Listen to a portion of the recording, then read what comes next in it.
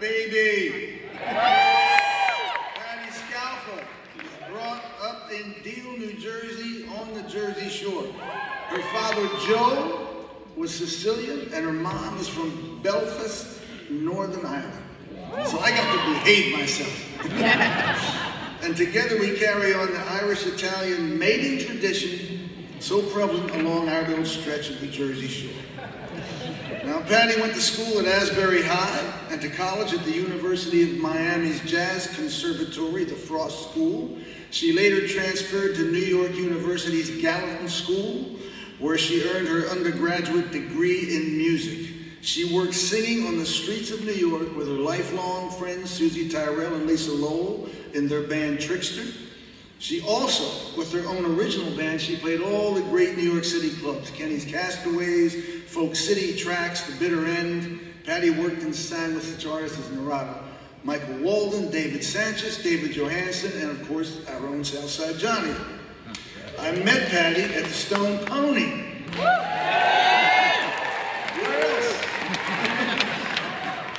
She was sitting in with the house band, Catch on a Smooth Surface, and I heard that voice of hers, and I wondered, who is that girl? I went to find out. We went out for cheeseburgers at the Inkwell in my '60 Corvette, and the die was set for many cheeseburgers to come. Patti was street smart, fascinating, lovely, sexy, beautiful redhead with a sound completely her own. The E Street Band was good at many things, but singing harmony was not one of them. So when I met Patti, I felt like I'd found my secret weapon. In 1984, I asked her to join the E Street Band. While playing with us, she also worked with Keith Richards on his Talk Is Cheap album, with the Rolling Stones on their Dirty Work album. She sang with Don Covey, the great Bobby Womack, and Ivan Neville. In 1993, she released her first solo album, Rumble Doll, co-produced by Patti and Mike Campbell of the Heartbreakers. It remains an undiscovered gem of a record that has lost none of its luster over time. Yes, it is. She went on to record and produce with Steve Jordan her second album, 23rd Street Lullaby, and third record, Play It As It Lays, once again co-producing with Steve Jordan and Ron Aniello. Both are wonderful pieces of work, which if she hadn't been married to some suck the air out of the room attention whore, they would be much more widely known. So as a songwriter, Patti's second to none. She has 3 albums out of brilliantly written work. Her deft lyrical work and her feeling for its soulful accompaniment is her hallmark.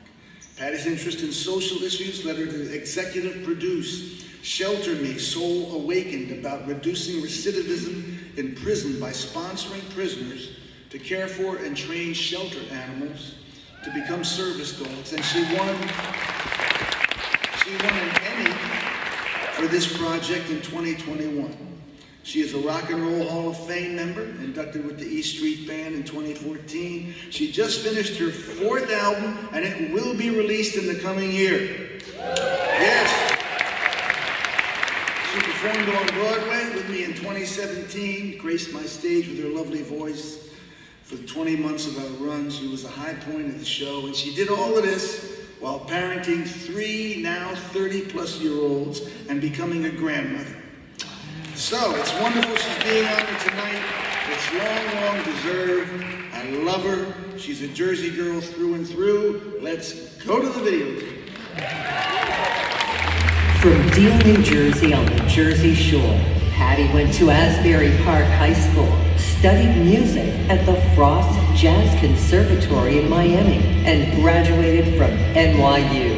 In 1984, she joined the E Street Band. Patti has recorded 3 critically acclaimed solo albums, with her songs being covered by Emmylou Harris and Linda Ronstadt. Her music is a mix of confessional songwriting, folk, and rock, with an impressive vocal range. In 2014, Scialfa was inducted into the Rock and Roll Hall of Fame as a member of the E Street Band. She now rocks the house as a New Jersey Hall of Famer.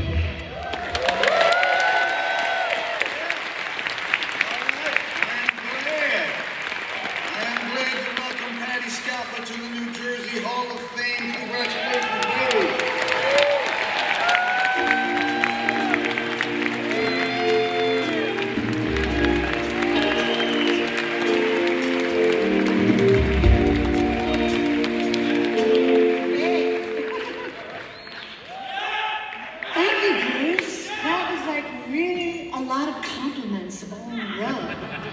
I'm gonna like get a recording of that and play it for myself before I go to sleep. Or ask him to say it again.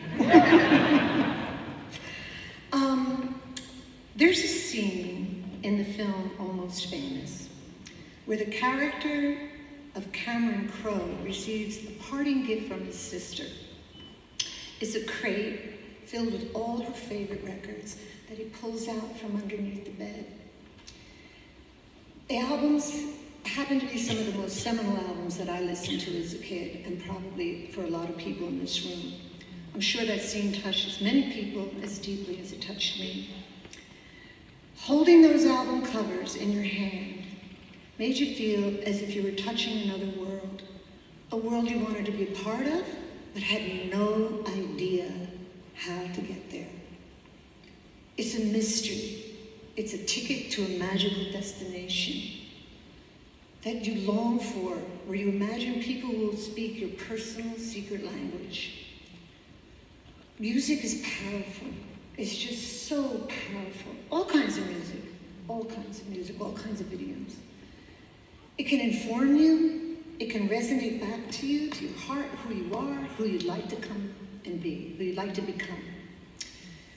I was fortunate to meet and work with so many brilliant musicians and artists and find a piece of that world, a little piece of that world for myself. And I'm so deeply grateful to the many people I've worked with who have reflected back to me the beauty and transformative power of music. Thank you to the New Jersey Hall of Fame for including me in such esteemed and beautiful company, and congratulations to all my fellow